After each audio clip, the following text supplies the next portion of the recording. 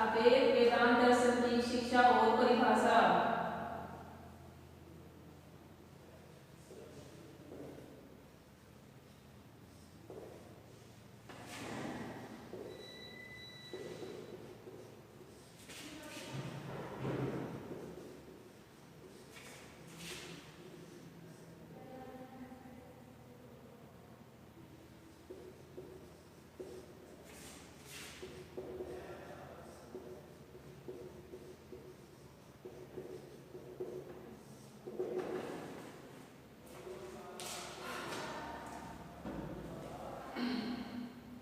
Krishna college में आप सभी का स्वागत है। आज हम शिक्षा के दार्शनिक एवं समाजशास्त्रीय परिदृश्यों में शिक्षा के मूलों, अद्वैत दर्शन और शिक्षा के अर्थ को पढ़ेंगे। कल हमने योग दर्शन को पढ़ा था। आज हम वेदांत दर्शन और शिक्षा के अर्थ को पढ़ेंगे।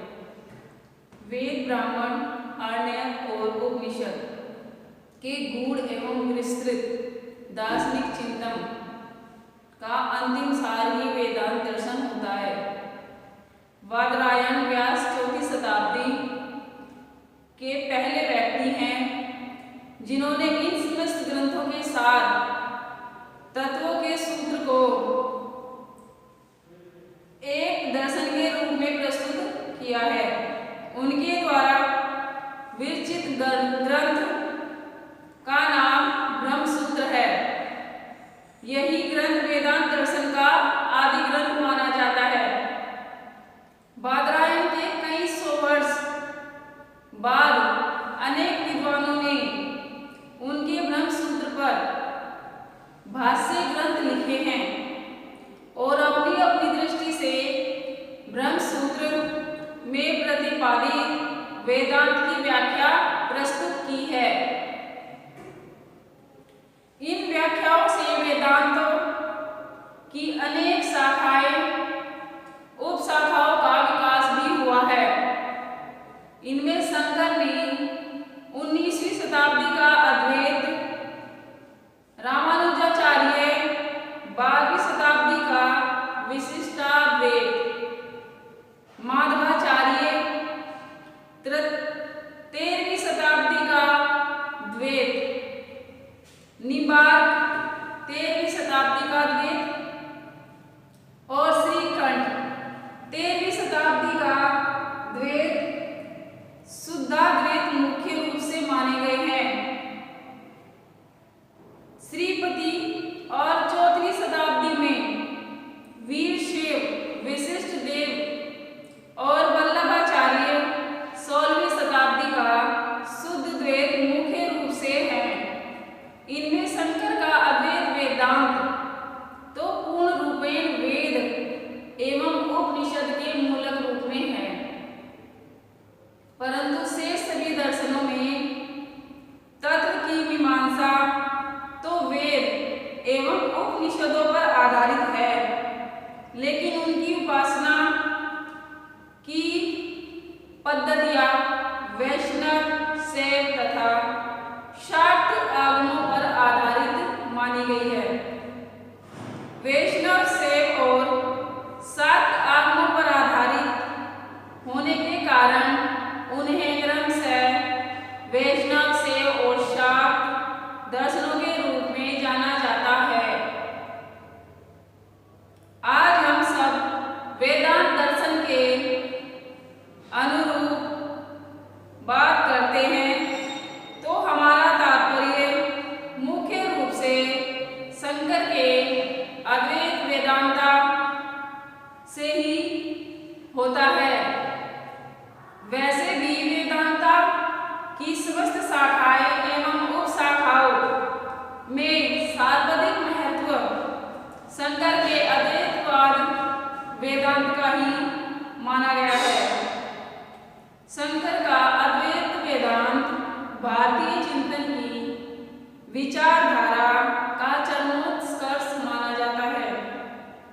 आज भारत जितने भी दर्शन एवं धर्म मानव जीवन में उतरे हुए हैं, उन पर वेदांत का कुछ न कुछ प्रभाव, जैसे भारतीय दर्शन एवं धर्मों से बड़ा ही मेल। इसका ब्रह्म यहूदी धर्म एवं जेहवा, पारसी धर्म के अहमद, ईसाई धर्म के गॉड एवं इस्लाम धर्म के अल्लाह के समान निर्गुण एवं सर्वशक्तिमान है। अंतर केवल इतना है कि जेहोवा, अहुल मजद, गॉड और अल्लाह इस ब्रह्मांड के कर्ता माने जाते हैं, जबकि वेदांत ब्रह्मकर्ता एवं उपादान दोनों का कारण है। जगत के कर्ता के रूप में ब्रह्म को सगुण रूप देकर उसे ईश्वर की संज्ञा से विभूषित कर शंकर ने ईश्वर भक्त के लोगों में हृदय को भी स्पर्श किया है। शिक्षा की दृष्टि से सर्वाधिक महत्व इसी दर्शन का है। अतः हम केवल शंकर के अद्वैतवाद वेदांत पर ही विचार करेंगे। किसी भी दार्शनिक विचारधारा चिंतन धारा को समझने के लिए उसकी तत्व मीमांसा एवं ज्ञान तर्क मीमांसा और मूल्य एवं आचार मीमांसा को समझना आवश्यक होता है। अतः हम सर्वप्रथम अद्वैत वेदांत की तत्व मीमांसा, ज्ञान एवं तर्क मीमांसा और मूल्य एवं आचार मीमांसा को समझने का प्रयत्न करेंगे।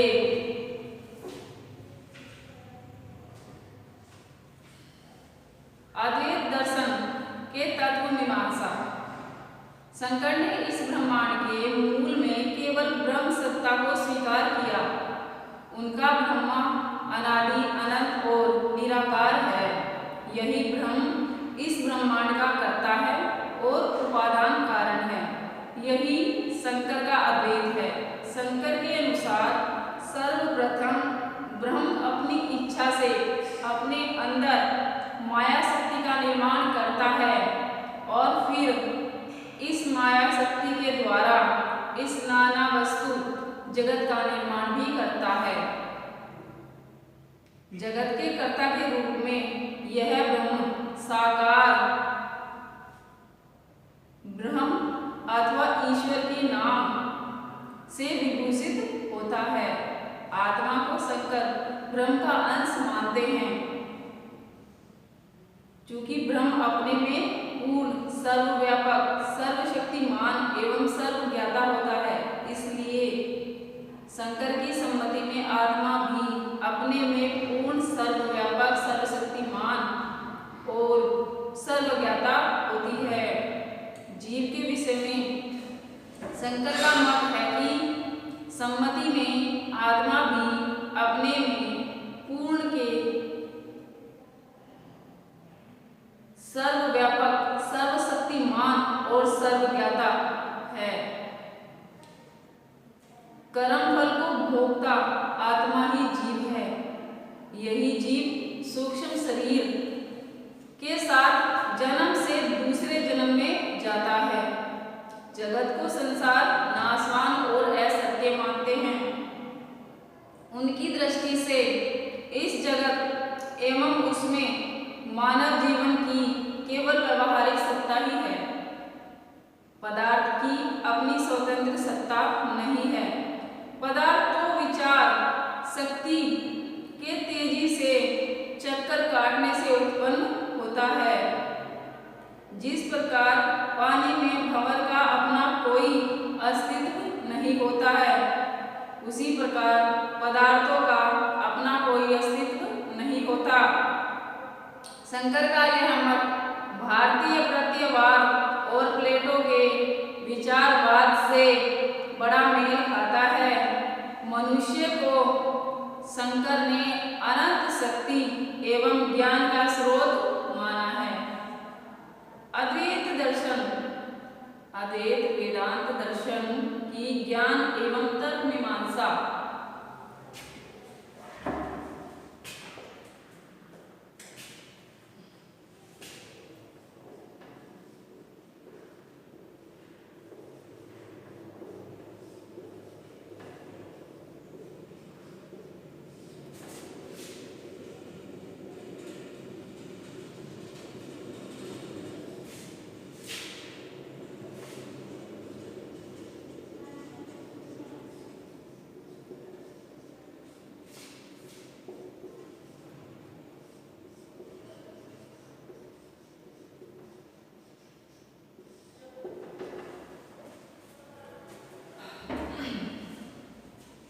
शंकर ने ज्ञान को दो भागों में बांटा है। नंबर एक अपरा ज्ञान, जो लौकिक और व्यवहारिक ज्ञान होता है। नंबर दो परा ज्ञान, जो आध्यात्मिक एवं वस्तु जगत का ज्ञान होता है। इस वस्तु जगत में मनुष्य जीवन के विभिन्न पक्षों का ज्ञान करता है। उन्होंने अपरा ज्ञान को महत्व दिया है। उनकी दृष्टि से इस ज्ञान की केवल व्यवहारिक उपयोगिता होती है। मनुष्य अपने जीवन में अंतिम उद्देश्य मुक्ति की प्राप्ति नहीं कर सकता, तथापि वेद, ब्राह्मण, आर्ण्यक, उपनिषद एवं गीता की तत्व मीमांसा को वे परा ज्ञान कहते थे। उनकी दृष्टि से यही सच्चा ज्ञान है। इस ज्ञान के द्वारा ही मनुष्य मुक्ति प्राप्त कर सकता है।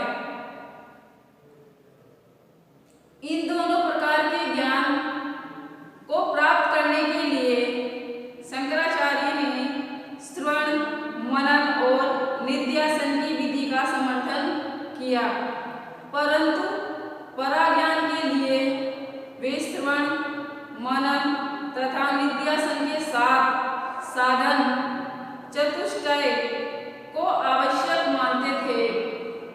उनकी दृष्टि से बिना साधन चतुष्टय, नित्य अनित्य, वस्तु विवेक, भोग, विरक्त, समाधि, संयम और मुमुक्षा के तत्व के परा ज्ञान नहीं हो सकता।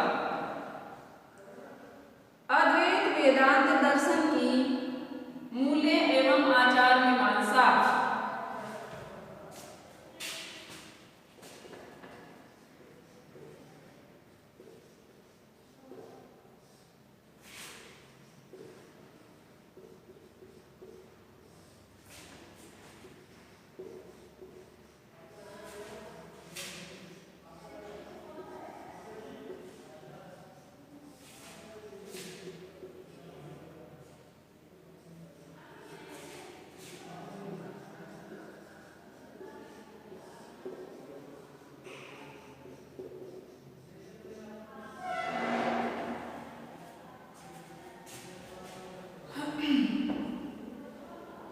शंकर ने मनुष्य जीवन को दो रूपों में विभाजित किया, एक अपरा व्यवहारिक, दूसरा परा आध्यात्मिक। व्यवहारिक दृष्टि से उन्होंने मनुष्य को अपने वर्ण, कर्म और निष्ठा एवं ईमानदारी से करने की सलाह दी है।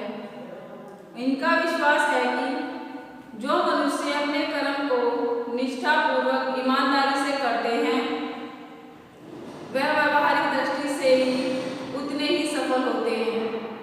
शंकर के अनुसार मनुष्य जीवन का अंतिम उद्देश्य मुक्ति को प्राप्त करना होता है। मुक्ति के शंकर ने दो रूप स्वीकार किए हैं, एक जीवन की मुक्ति और दूसरी विदेही मुक्ति। उनके मत के अनुसार किसी भी प्रकार की मुक्ति के लिए ज्ञान के मार्ग का अनुसरण करना आवश्यक होता है। ज्ञान प्राप्ति के लिए शंकर ने श्रवण, मनन और निध्यासन पर बल दिया है। इसके लिए साधन चतुष्टय को आवश्यक माना है। मोक्ष प्राप्त करने की इच्छा के लिए इन सब नियमों का पालन करना आवश्यक होता है और वह इस बात पर बल देते हैं कि नियमों का पालन पूर्ण रूप से किया जाना चाहिए। जीवन का जो मोक्ष प्राप्त करने का उद्देश्य है वो नियम, संयम और ईमानदारी से किए गए कर्म के अनुसार होता है। अद्वैत वेदांत दर्शन की परिभाषाएं। वेदांत दर्शन भारतीय दर्शन की वह विचारधारा है जो इस ब्रह्मांड को ब्रह्म द्वारा ब्रह्म से निर्मित मानती है।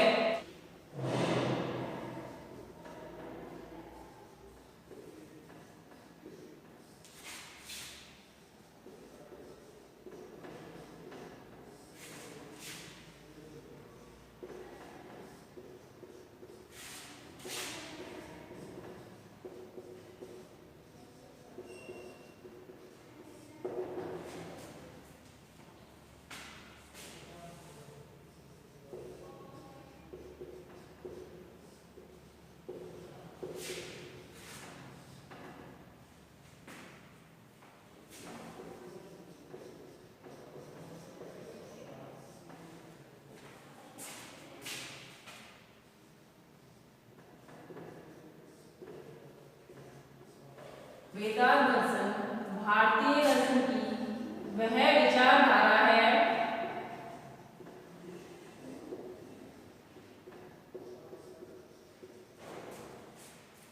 जो ब्रह्मांड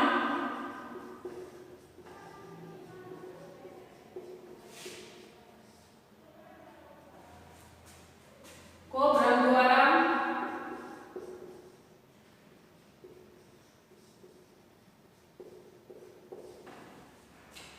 ब्रह्म से निर्मित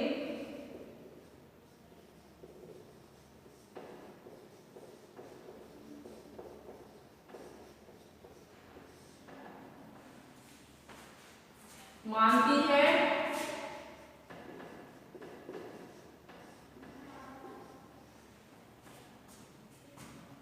और यह मानती है कि केवल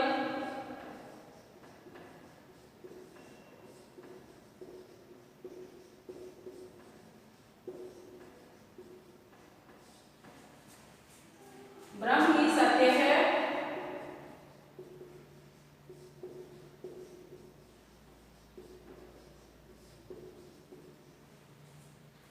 और यह वस्तु जगत असत्य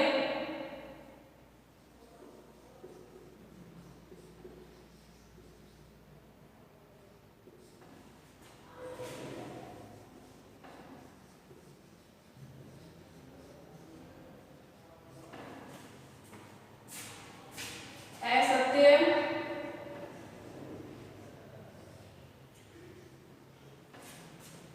यह ईश्वर को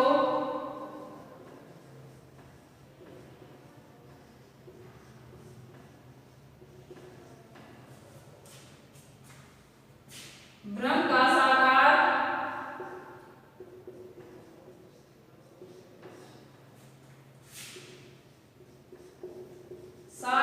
रूप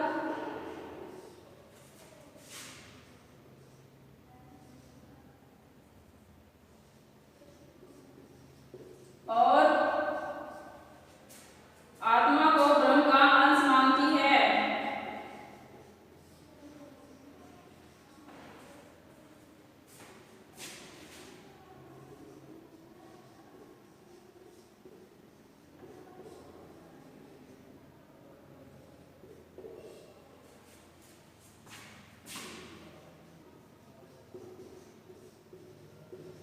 और यह प्रतिपादित करती है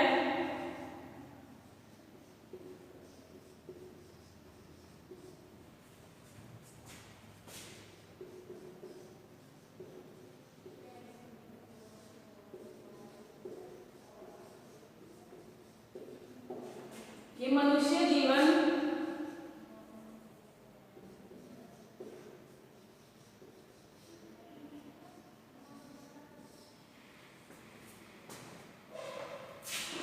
जीवन का उद्देश्य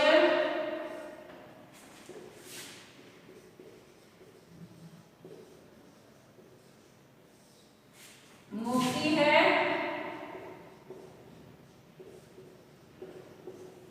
जिसे ज्ञान योग द्वारा प्राप्त किया जा सकता है।